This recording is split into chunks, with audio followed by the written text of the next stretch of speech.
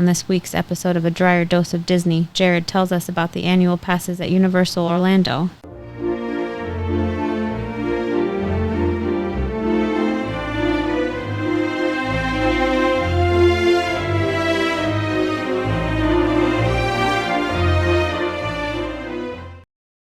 Welcome to this week's episode of A Dryer Dose of Disney. I'm your host, Jared Dryer, and today we are wrapping up the fourth episode of the four-part series about annual or season passes at the parks. We started off this series talking about Disney World in Orlando. We went over to Disneyland in Anaheim and then jumped up to Universal Hollywood, and now we are wrapping up with Universal Orlando. So this has been a great series. We're talking about the values of the annual or season passes, or at Disneyland, the Magic Keys, since that's what they're called out there. And we're talking about which one has the best bang for its buck. And if you were going to consider buying one, which one we would recommend that you get because of all the different perks and advantages that are out there. And again, we're going to be wrapping up the series today talking about Universal Orlando. But before we dive in, a couple quick notes and something special about today. So first, note, wherever you're listening to us for the podcast, or if you're watching us on YouTube, go ahead and click that subscribe button. That way you're going to get this content delivered into your inbox each and every week, and that way you're going to be up to date with all the tips and tricks that we have for you at the Disney or Universal parks. And number two, we do ask if there's any tips or tricks that saved you time or money. If you can support us over at Patreon, and you can find that in the link in the description below. Our Patreon supporters are what keep this podcast going and help us to continue doing this for you each and every week and giving you the best tips and tricks out there, as well as you're going to get some really cool perks as a Patreon subscriber. So we do love our supporters, and we thank you so much for supporting the show. And again, if we saved you some time or money, it doesn't hurt to throw us a couple bucks over there to keep this show going. So with that, we're going to jump in today, and we're going to be talking about Universal Orlando. And the cool thing about today is if you're watching us on the YouTube format, you can see that I'm sharing my screen. We are going to be going through this live on the screen with you so that you can look at all the different perks for all the different passes. But I am wearing a special new shirt from RSVLTS, and this is one of my all-time favorite shirts that I've ever bought from them. And it is Universal designed and Universal themed, and it is themed after Jurassic Park. And the name of the shirt is actually called Clever Girl, and if you're looking at it on the screen, you're probably wondering, hey, that just looks like a normal Hawaiian shirt that just has some cool patterns of leaves and stuff. But in fact, if you look really close, and it's tough to see, I'm going to point one out here. There is a yellow eye within the leaves, and you can, when you start to look at the different places on the shirt, you can see a mouth or different elements. These are raptors hidden in the leaves within this Hawaiian-based shirt. So really cool shirt. I love RSVLTS. I think that they have some really cool stuff. They are not a sponsor of the show. I have not asked them to be a sponsor of the show. I just really loved their shirts, and I wanted to represent Universal. So on our last episode, I had a cool Jaws shirt on. Today, I'm wearing a Jurassic Park shirt. So really loved their stuff, but we're going to be talking about Universal Orlando, which is why I wore it. And I want to say, you guys know, if you've listened to our other episodes, we are season pass or annual pass holders at both Disney World and at Universal Orlando. And I will say the Universal Orlando pass has been my favorite pass. And there are some very specific reasons why, and we're going to talk through those today. So know that from an expert who has passes at multiple parks, this one has been my absolute favorite one, and I'll be thinking about what I want to do with it this next year as that comes up for renewal, if I want to upgrade or do anything different. Now, when we're talking about Universal, and this was true at Hollywood as well, these passes are readily available, unlike the Disney passes. The Disney passes, if you watch those episodes, we talked about that some of them are only available to Florida residents or California residents, and the middle tiers you can only upgrade or downgrade into. You can't just buy those passes. And the ones that are available to the general public that don't live in Florida or California are the highest level passes. And in fact, at Disney World, the Incredipass Pass is not currently available. So it's really tough to get some of these annual or season passes to these parks, but Universal makes it open to everyone, which I absolutely love. I think that regardless if you're from Colorado, which is where we live, if you have a place in Florida like we do, if you live in California, if you live in New York, if you live in Texas, wherever you're from, I think that you should be able to buy a season pass wherever you want to go, because that's your money. It's up to you whether or not you're going to use it. And I think that if the Disney and Universal parks opened it up a little bit more, they may sell some more passes. And in fact, somebody like me who lives in Colorado, though we go a lot, we're not down there all the time, so we can't always use it. And I think that should go into the math of their equations to decide where should we sell these and how many should we put out there. If they're selling a ton of Disneyland or Disney World passes to the Midwest, you're going to know that those people aren't going to be down at your parks all the time. So maybe you could increase the allowance for number of passes out there and let people feel like they have a piece of the Disney or Universal family, and they get the discounts on the merchandise, things like that. So let's talk about, though, today the Universal passes over in Orlando. And like our last episode, we're going to go from best to worst, and there's a specific reason behind that today. But we're going to start today with the Universal Premier Pass. This one is about $755. It is slightly a little bit more than Universal Hollywood. But the really best part about this is you're getting access to 2 parks. And that's an important call out that I want to say right now, whether you're listening to us on the podcast or you're watching us on YouTube. I'm going to scroll up on my screen here, and we are looking just at the 2 park annual pass. So we're talking Islands of Adventure and Universal Studios Orlando. We are not talking about Volcano Bay, which is their water park. And if you want to, you can go online. You can click the 3 park annual pass here, and I'll do that. And then you can see that you can get 3 parks, and there are 4 different passes that do that for you as well. Those obviously are going to be a little bit more expensive with the water park, but for us, we just love going to do the rides and do the movies, so we're not going to Volcano Bay. So for us, it's the 2 park annual pass that we're looking at. Now, in addition to that, you are also probably aware Universal is building a 3rd park in Orlando as we speak. This is where the Nintendo World is going to be. They're going to have a land devoted to classic Universal monsters, which is another RSVLTS shirt that I have that I absolutely love. And I love Universal Classic Monsters. Wolfman's probably my favorite. And then they're going to have a How to Train Your Dragon Land, and they're going to have the Nintendo Land, and some other really cool things, including the Ministry of Magic at the Wizarding World of Harry Potter. So a new element to the Wizarding World. I don't know what they're going to do with it yet. I've not read a lot. And I'm the kind of person, I don't like spoilers, so I've tried not to read a whole lot other than just to know what they're building, what the lands are going to be. But that is coming, and I do anticipate, obviously, these passes will change once that lands. And, of course, we will do our best to update that episode when it happens. But for today, we're looking at just the 2 parks. So back to the Premier Pass. This is $755, slightly a little bit more than the Universal Hollywood Pass, but again, you get the 2 bigger parks in Orlando with that. You do have FlexPay as an available option if you wanted to do that with automatic renewal, which helps a ton.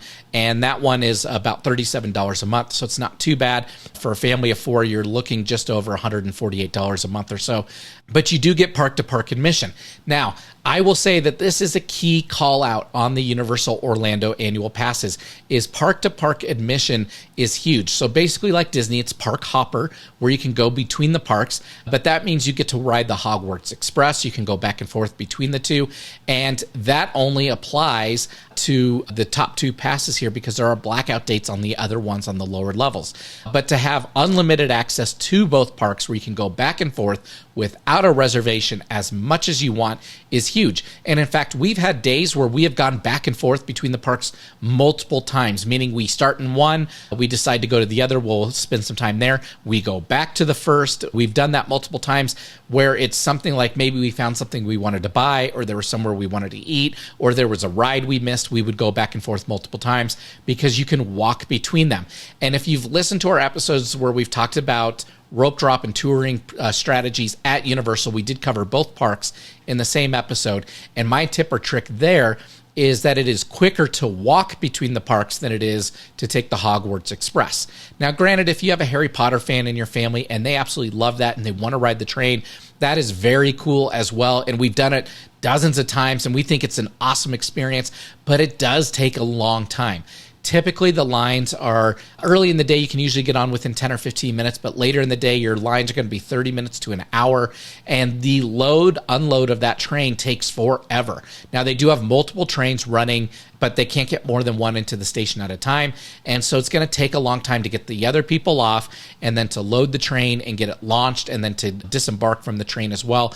And the paths to walk in there are pretty lengthy as well. You are going to have stairs as well when you're doing the Hogwarts Express, so that may be of a concern, but they do have elevators if you need those. But it does take a while to get in and out.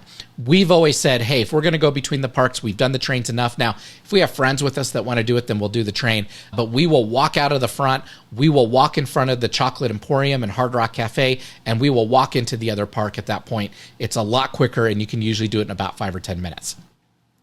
Now, like Universal Hollywood, the Premier Pass does come with 2 really cool perks that the other passes don't have. And the first is Universal Express. If you remember on the Universal Hollywood episode, we talked about that. That one starts at 3 p.m., but that's a smaller park, and a lot of people are going to be vacating it by 3. Here, this starts after 4 p.m., so a little bit later, but you do have 2 parks that it works at, and these parks stay busy all day long. Most people definitely are planning on spending a full day rope drop to close when they're at Universal, or multiple days rope drop to close at Universal, because they love the movies. They love Harry Potter. They love the different roller coasters that are there. So it's a busier park than what you're going to see out in Hollywood. So you do get Universal Express after 4 p.m. on certain rides. So that's a really cool feature of this pass. And when you compare it to the preferred pass, and we'll talk about this more in a second, you're looking at a difference of about $215 or so. So is it worth $215 to get the Express Pass all the time? That's totally up to you. Now, keep in mind, buying an Express Pass is usually about $100 a person for the day. So to know that for $215 you get this all year round, but not until after 4 o'clock, that's going to be up to you. A really cool feature also of the Premier Pass that I've always wanted to use, but I don't have the Premier Pass, I'll tell you which one I have here in a little bit, is the valet and prime self-parking after the first visit. So the reason they say after the first visit is you've already paid to get there the first time that you're buying your pass, and then it will work every time thereafter. You do have to turn on your pass. You have to activate it by going into the park, but after that visit, you're going to be able to use it. The valet parking is the closest parking to the parks. It's over by the mini golf area, Bubba Gump Shrimp Company, that side of it, and it does fill up. So the valet parking is a really cool feature if you wanted to use that, but you can always self-park with the prime self-parking or the general self-parking if you wanted to. The best part about the Universal Orlando parking structures is they have the moving walkways that will get you to security real quick and get you up into City Walk pretty quickly as well. Of course, you can always get free and discounted self-parking after your first visit on this pass. We just talked about the valet and prime, but that also includes your basic one. You do get early park admission, and that is not year-round, meaning that the availability of early park admission is not available year-round. But when it is available, you do get it with the Premier Pass. I can tell you there were a handful of times that we went with our pass that we did not have that available to us, and that would have saved us some time. So that's an advantage right there as well. You do get discounts on food and merchandise, both with the Premier and Preferred. We'll talk about Preferred in just a second. That adds up to quite a bit, and those discounts are good in City Walk as well. So we've used them at the Toothsome Chocolate Emporium, at Cowfish. We've used them at NBC Sports. We've used it at obviously all the shopping that's out there. So really cool opportunity to save some money when you're at City Walk or in the parks with the Premier Pass. You obviously get the hotel discounts, but here's the other big perk that we talked about as well in Hollywood is the one free Halloween Horror Nights ticket on select nights there. Again, my little disclosure that the Halloween Horror Nights is probably not for the little kids. This is more for the adult crowd. It is very scary. They have a lot of Walking Dead stuff going on. It's very intense, but it's a really cool event at the parks that happens every year. It sells out every year. And with the Premier Pass, you're going to get a free ticket to that. So that's going to be over $100 savings right there alone, not to mention your Express Pass after 4 p.m., your valet parking and all of that. That does make the Premier Pass worth it, depending on if you want Halloween Horror Nights or not, versus the Preferred Pass. Just a little bit of food for thought there. You also get admission to their special events. The last time we were there, Mardi Gras was going on. That's a fun time. I encourage you guys to go check that out. And then you get discount on theme park and special event tickets, meaning when you have friends and family come to town, you can buy tickets for them, and you're going to get a savings there. So the Premier Pass is a really good pass. Like I said, slightly more expensive than Universal Hollywood, but you do get the 2 parks out of it. And then if you're a Florida resident, you even get a better discount than what it shows here. So a lot of savings for those of you that live in Florida. The Premier Pass is a great starting point. The second pass is the preferred pass, and this is the one that my family and I have. We love the preferred pass, and it's because we get almost everything that the premier pass gets, and we'll talk about that in just a second, minus the Halloween Horror Nights, which we are not really into. Plus, we live in Colorado, and that's during our school year, so we're not going to be zipping back and forth a whole lot, and we probably won't get the opportunity to use it. So the preferred pass is the one we go with. Again, this one, park-to-park admission with no blackouts. That is absolutely huge, and I'm going to talk about our tip of the day at the end of the day and why that is so important here in just a little bit. That one, you don't get the Universal Express, but if you listen to our podcast regularly, I'm a big fan of single rider lines, and we do think single rider lines are quicker than the Universal Express Pass because Universal Express Pass is not monitored, meaning that you could have everybody with the Express Pass go to the same ride at the same time and clog up that ride versus Disney that does meter out their lightning lanes. So Universal Express Pass is just you pick and choose when you're going to use it. Having single rider, you're going to bypass the lines more often than not. It's going to be really quick. In fact, our average wait time right now on like the Velocicoaster we've seen is about 30 to 40 minutes using single rider versus the usually 60 to 90 minutes for the regular queue. So a lot quicker. And then my daughter and I will ride it. We're the two roller coaster enthusiasts in our family. And she goes on first. And if we're on the same roller coaster, great. There's in fact been a couple times we've ridden together in the same car, which is really strange on single rider, but usually we're on the same roller coaster. If we're not, she'll get off and wait, and I'm on the very next one, and we'll come off and we'll exit the ride together. So we recommend single rider over Universal Express if you listen to that episode, which is why we like the preferred pass. You don't get the valet parking, but you do get free regular parking, which is awesome. And if you listen to our Disney episodes, you heard me go on a little bit of a rant about free parking. I think free parking should be included on any season or annual pass all the time. I think it's a key feature because people want to go a lot. And when you're talking about saving $25 or $35 a day, that adds up very quickly, okay? So we love the preferred pass for that. This is the one downside of the preferred pass that I will say the Premier would have helped us is the early park admission. You do have blackout dates. So meaning when they offer it, which isn't very often, but they usually do it during the summer, when they offer it, you are blacked out during the month of July. So for the most part, there's going to be a lot of times that you're not going to be able to use it when it is available. So that may be something that may sway you to the Premier Pass, but it wasn't the end of the world for us. And our friends, when they came to visit us, they weren't staying on site either. So they didn't get in for early admission either. So they just had to buy a normal ticket. So it didn't hurt us too much because we were waiting with them anyways. But blackout dates do apply. You do still get the discounts on the food and merchandise. That adds up to a ton of money. We have saved a ton of money, but like on the other episodes, my wife has said, we've also spent a ton of money at these parks to get those discounts. So if you're going to be spending the money, then you might as well have the pass, but it's going to cause you to spend more because you're always going to be there. So do keep that in mind. You do get the hotel discounts. You don't get Halloween Horror Nights. We've talked about that. And you do get the admission into the special things. So again, the preferred pass is the one that we have. It's the one that I highly recommend. And we'll talk at the end about the I Can Do This All Day tip of the day and why it's substantially different than some of the other ones out there. The next one is our Power Pass, and this is a really good entry-level pass. It is $475, so it is only about $65 less than the preferred pass. So I'm going to do some math for you here and tell you why I would do the preferred over Power. So number one, Power Pass does have blackout dates. Now the good news is the only time the Power Pass is blacked out is Christmas through New Year's and during a couple weeks during spring break. So if you're not going during spring break or the holidays, the Power Pass will work for you all summer long. It's going to be a great pass. It's going to work pretty much any other time of the year that you're going to want it. So there's very few blackout dates. I will say that is a huge plus of the Power Pass. But as you go through, again, no Universal Express, no valet parking. That's the same as the preferred. Now, free and discount self-parking. You do get 50% off regular daytime self-parking. So this is the call out and the math I want to do with you on this. Parking right now is $35 for Universal. If you're going to be spending 50% of it, you're going to be paying $17 every time you go with the Power Pass. Okay. Now, if you do some quick math, it's only going to take you about 4 visits before you have paid the difference between the Power Pass and the Preferred Pass. So that is something worth noting. that it may be worth paying for the preferred pass to get the free parking and all the discounts. But like on our other episode, I'm going to give you a key tip or trick here.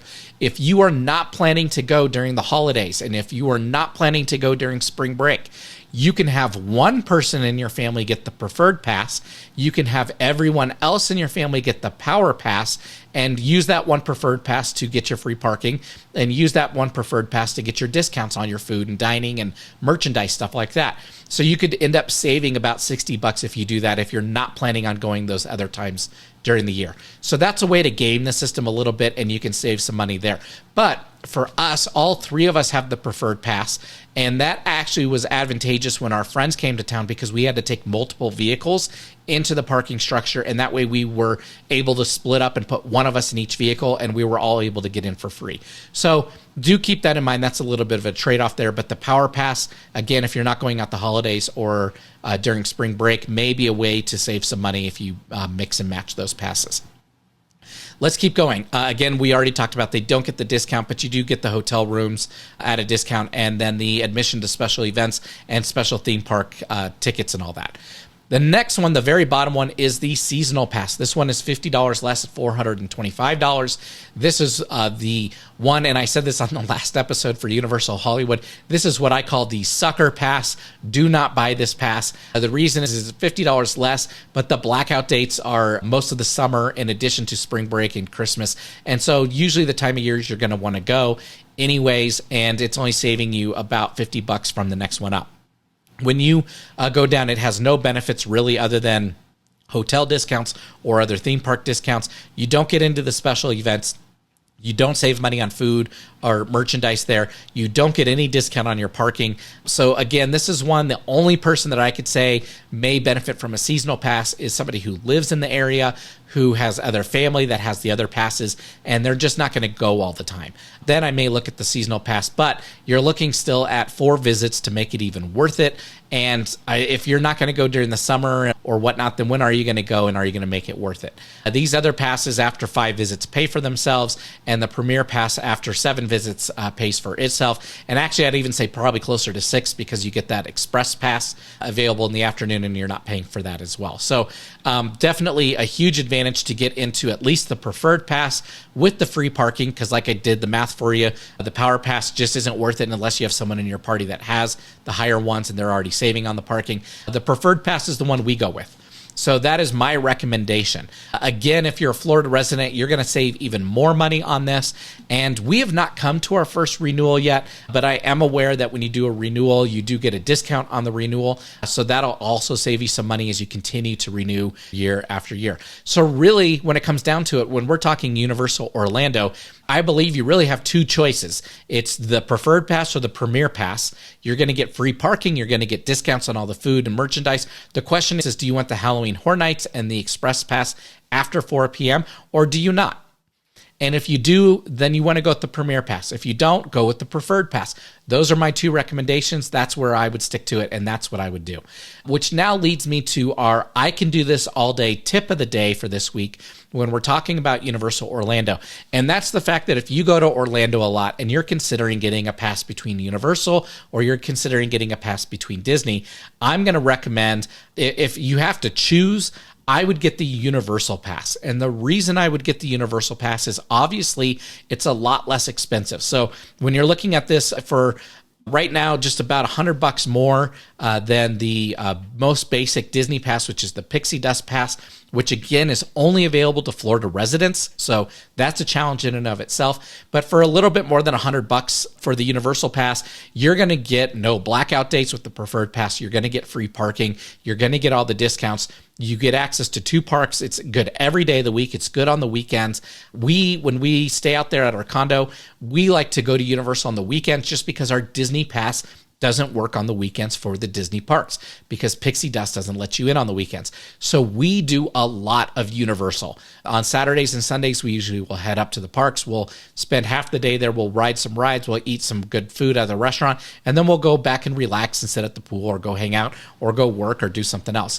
So my tip of the day is it's cheaper and you're going to get more access out of the preferred pass at Universal than you do out of the Disney passes. So that's why we love this pass so much. Now, again, with the third park going into Orlando, these prices are probably going to change. They will start moving probably closer to the Disney prices just because they have more parks at that point. And I wouldn't be surprised if Universal continues to build to compete against their rival Disney down there. Now, we talked about the differences between the parks on a previous episode, and we talked about how Disney just gets it. Disney gets the ambiance. They get how to immerse you in the environment. Well, Universal's not far behind, and they're getting better with every new development that they do. And we saw that with the Wizarding World of Harry Potter.